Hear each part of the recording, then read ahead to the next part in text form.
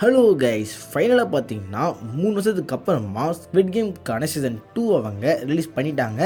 இன்றைக்கி இந்த வீடியோவில் ஸ்குவிட் கேமோட சீசன் 2க்கான ரிவ்யூ தான் பார்க்க போகிறோம்.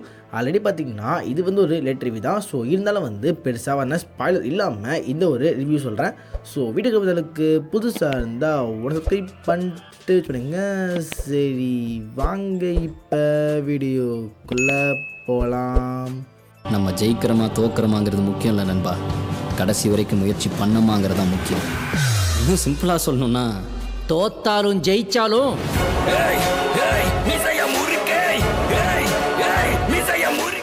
இந்த சீசன் 2ஓட பிளாட் ரொம்ப பெருசெலாம் இல்லை, சிம்பிள் தான். ஆல்ரெடி சீசன் 1லேயே அதுக்கான லீடப் போட்டு தான் முடிச்சிருப்பாங்க.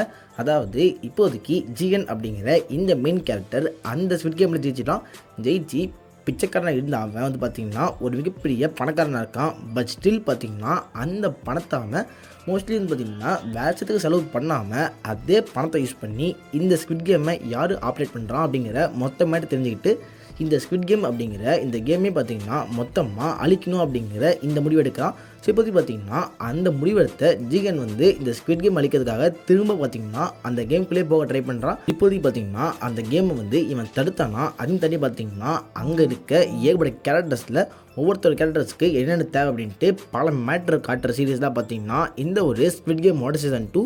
ஃபஸ்ட் இதோட பாசிட்டிவ்னு சொல்கிறப்ப எல்லா ஆக்டர் அண்ட் ஆக்டர்ஸ் தான் எல்லோரும் பார்த்திங்கன்னா அவங்க ரோலை பக்காவாக பண்ணியிருப்பாங்க. அதுலேயும் ஜிகன், அதாவது பார்த்திங்கன்னா இந்த மெயின் கேரக்டர் இருக்கார்ல, அவரோட பெர்ஃபார்மன்ஸ்லாம் பார்த்திங்கன்னா ரொம்ப சூப்பராக இருந்துச்சு. அதையும் தாண்டி தேனோஸ் அப்படிங்கிற இன்னொரு புது கேரக்டர் இறக்கியிருந்தாங்க. அந்த கேரக்டர் பார்த்திங்கன்னா எனக்கு இந்த சீசனில் ஒரு ஃபேவரட் கேரக்டராக இருந்தார். இந்த மாதிரி பார்த்திங்கன்னா சில புது கேரக்டர்ஸ் கொண்டு வந்திருக்காங்க. அந்த புது கேரக்டர்ஸில் பார்த்திங்கன்னா எல்லாருக்குமே ஃபஸ்ட் சீசனில் இருந்த அளவுக்கு அவ்வளோ டெப்த் ரைட்டிங் இல்லை. பட் இருந்தாலும் பார்த்திங்கன்னா ஓகே, ஒரு பரவாயில்லான ரைட்டிங் இருக்குது. பட் அவங்களோட மெயின் ஃபோக்கஸ் அவங்க ஜிகன் மேலே போட்டிருக்காங்க. அதை அவங்க பக்காவாக காமிச்சிருந்தாங்க. அண்ட் இந்த கேமில் அவங்க மாற்றின ஒரு முக்கியமான விஷயம் என்னென்னு பார்த்தீங்கன்னா, போன சீசன் 1ல் மொத்தமாக 6 நாள் 6 கேம் அப்படிங்கிற அந்த கான்செப்டில் இருக்கும்.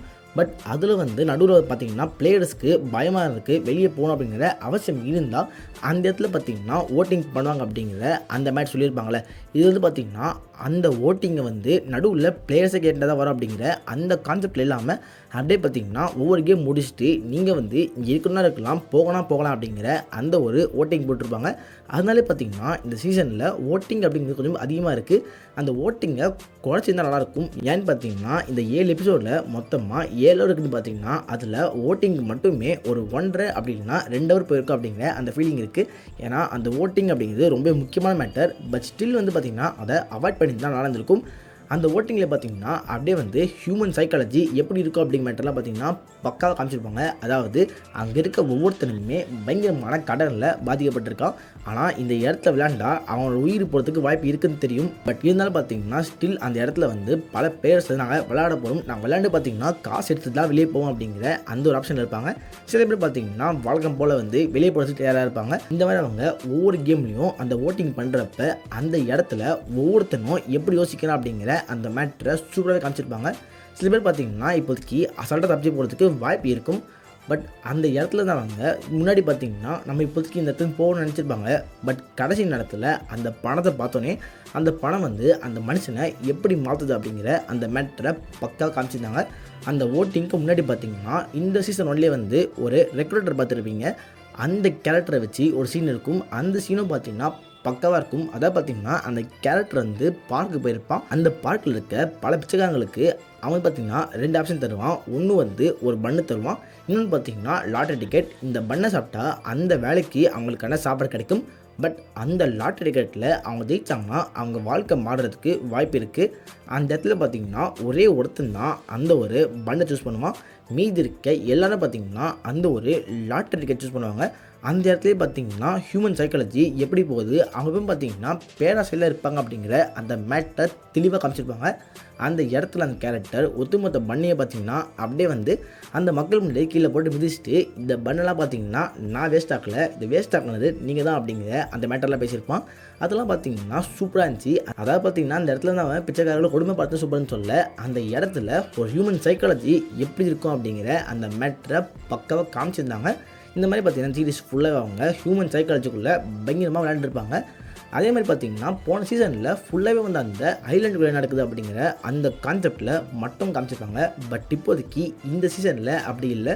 மொத்தமாக பார்த்தீங்கன்னா 2 பக்கம் ஸ்டோரி போக்கும். ஒரு பக்கம் வந்து நம்ம ஜிகன், அதாவது பார்த்தீங்கன்னா இந்த மெயின் கேரக்டர் அந்த ஒரு ஐலாண்டுக்குள்ளே இருக்காரு. அவர் பார்த்தீங்கன்னா கேமை விளையாண்டுட்டு இருக்காரு.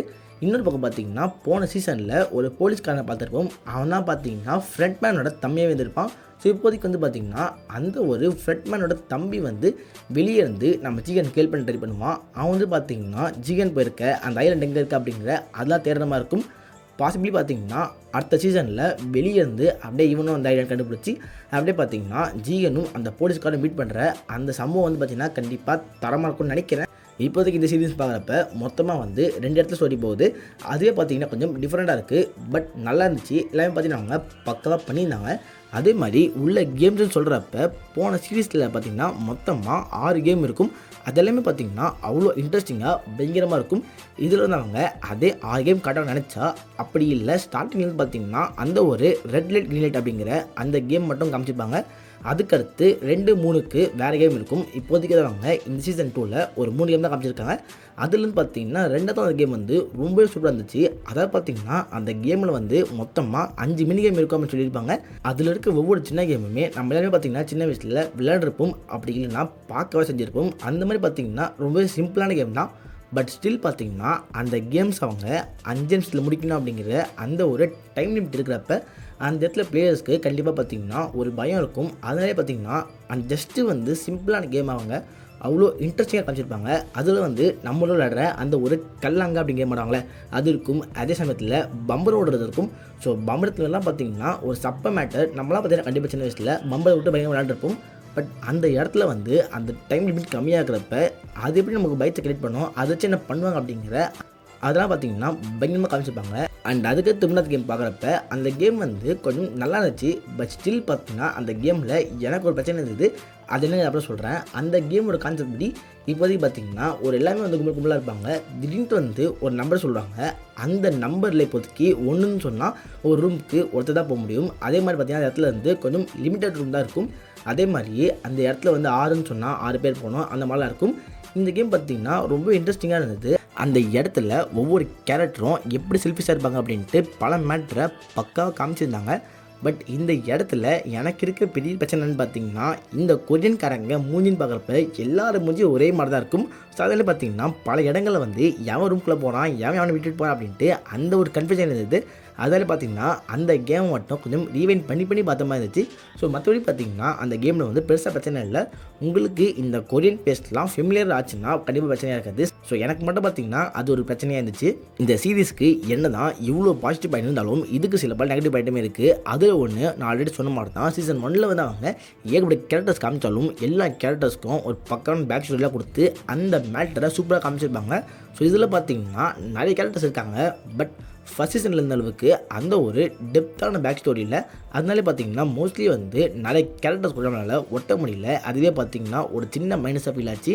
அதுக்கு பார்த்திங்கன்னா இந்த சீசன் 2ல் வந்து அவங்க நிறைய மேட்டரை எக்ஸ்பிளைன் பண்ணவே இல்லை. ஜஸ்ட்டு பார்த்திங்கன்னா லேசி ரைட்டிங்காக ஃபீல் ஆச்சு. பட் மேபி அவங்க சீசன் 3க்கு அந்த கதையை சொல்லலாம் அப்படி கூட இருந்துக்கலாம். பட் எனக்கு ஃபீலான மேட்டர்னு பார்த்தீங்கன்னா இப்போதைக்கு வந்து சீசன் 1ல் பார்த்தீங்கன்னா அந்த ஒரு வயசான கேரக்டர், அதாவது நம்பர் 1 இருக்கார்ல, அவர் தான் பார்த்தீங்கன்னா இந்த ஸ்குவிட் கேம் நடத்துறாரு அப்படின்ட்டு அந்த மாதிரி காமிச்சு அதை முடிச்சிருப்பாங்க.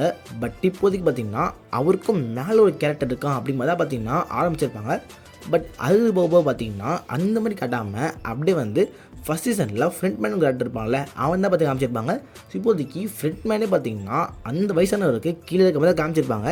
பட் அவர் போனதுக்கப்புறம் அந்த இடத்தையே இவனே டேக் ஓவர் பண்ணிட்டேனா அப்படின்ட்டு பெருசாக வந்து எக்ஸ்பிளனேஷனே இல்லை.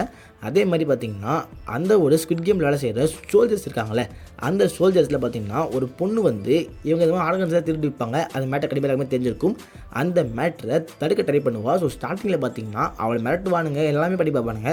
பட் அந்த கேரக்டர் வந்து அங்கே இருக்க மக்களோட ஆர்கன்ஸை விற்கிறதுக்கு ஹெல்ப் பண்ணவே மாட்டா. அந்த இடத்துல பார்த்திங்கன்னா எல்லாருமே வந்து அவள் கொண்டுடுவா. அதாவது உயிர் கொஞ்சம் இழுத்துட்டு இருக்குமே கேரக்டரை அப்படியே எடுத்துகிட்டு போயிடுவாங்க, அந்த ஆர்கன்ஸை திருடுவாங்க.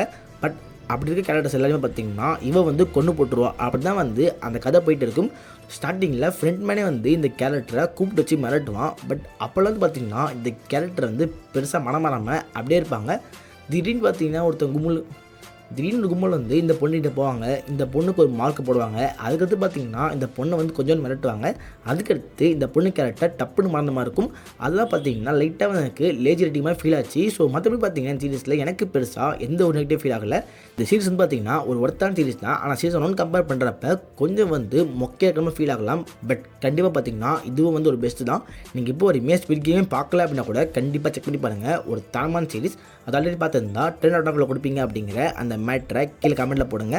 இந்த வீடியோவில் தான் லைக் பண்ணுங்கள், உங்கள் ஃப்ரெண்ட்ஸாகவும் ஷேர் பண்ணுங்கள், நம்ம சேனலில் மறக்காம சப்ஸ்கிரைப் பண்ணுங்கள்.